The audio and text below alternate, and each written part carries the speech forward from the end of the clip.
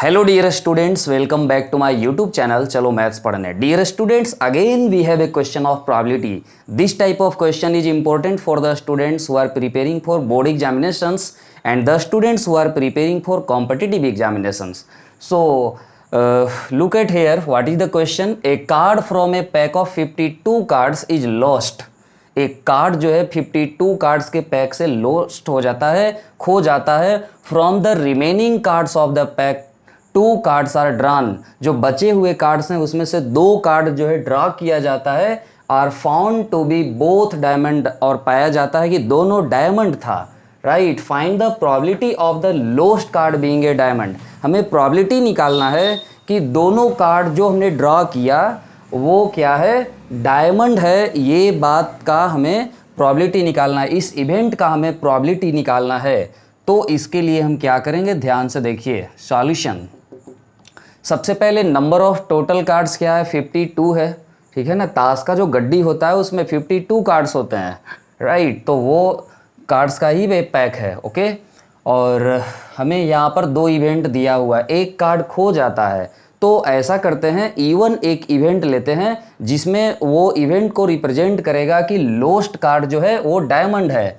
Late even equal to event that lost card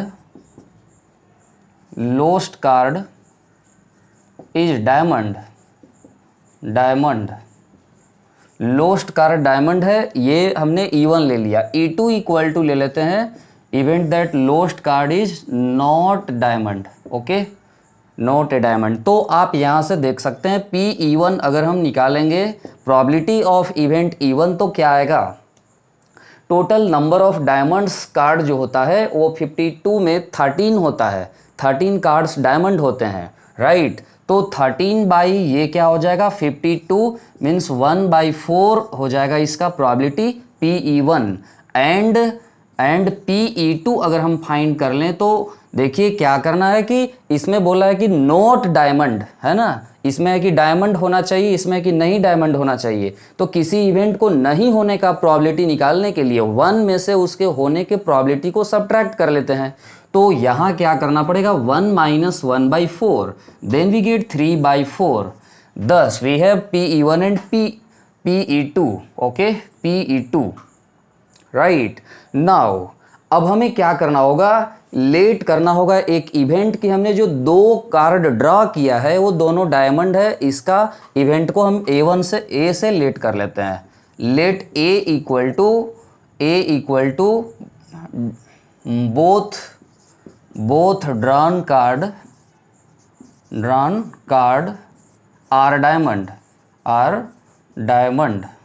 जो भी 2 card हमने ड्रॉ किया है वो डायमंड है, ये हमने इवेंट A से हमने रिप्रेजेंट कर दिया. अब इसके बाद क्या करना है, तो PA/E1 हम निकालेंगे. क्या निकालेंगे, PA/E1 क्यों, क्योंकि अब इससे ये पता चलेगा, PA/E1 का मतलब ये हुआ कि अगर इवेंट E1 हुआ है तो A होने का प्रोबेबिलिटी मीन्स अगर खोया हुआ कार्ड अगर डायमंड था तब जो हमने ड्रॉ किया है वो दोनों कार्ड को डायमंड होने का क्या प्रोबेबिलिटी है.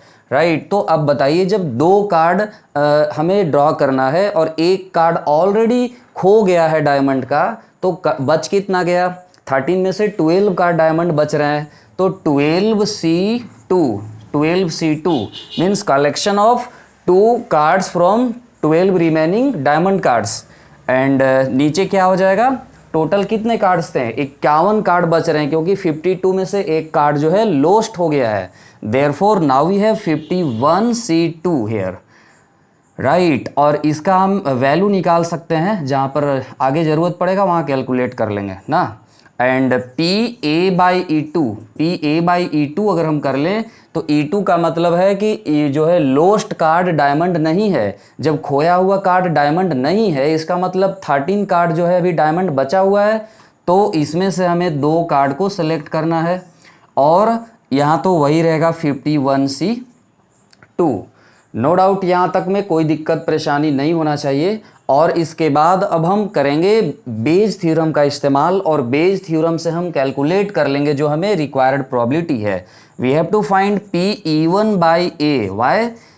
Y we have to find P E one by A? क्योंकि क्वेश्चन में बोला है कि अगर दोनों कार्ड डायमंड आया है तो क्या प्रोबेबिलिटी है कि खोया हुआ कार्ड था वो डायमंड था। मतलब अगर इवेंट ए हो गया है, बोथ ड्रॉन कार्ड डायमंड है, तो इवेंट E1 होने का प्रोबेबिलिटी आपसे पूछा है, राइट। तो P E one by A, और ये बेज थ्योरम का यूज कर लेंगे, P E one into P A by E one, P A by E one, और बाई यहाँ पर हो जाएगा P E one into P A by E one, फिर कितना plus P E two into P A by E two. ये काम हमें करना पड़ेगा, और इसके हेल्प से हम इजीली कैलकुलेट कर सकते हैं जो हमें प्रोबेबिलिटी चाहिए, राइट। तो यहाँ से पी ई वन क्या है, 1/4 है, और P A by E one तो ये है 12C2 by 51C2, 12C2 by 51C2, and in denominator क्या हो जाएगा, तो इसका वैल्यू हम यहाँ पर पुट कर लेते हैं। यहाँ भी वही रहेगा 1/4 इंटू 12C2 बाई 51C2, और प्लस फिर PE2 का वैल्यू है 3/4, तो यहाँ 3/4 इंटू ये कितना 13C2 है ना, ये A/2 है 13C2 बाई 51C2, तो यहाँ पर 51C2 हम लिख लेंगे।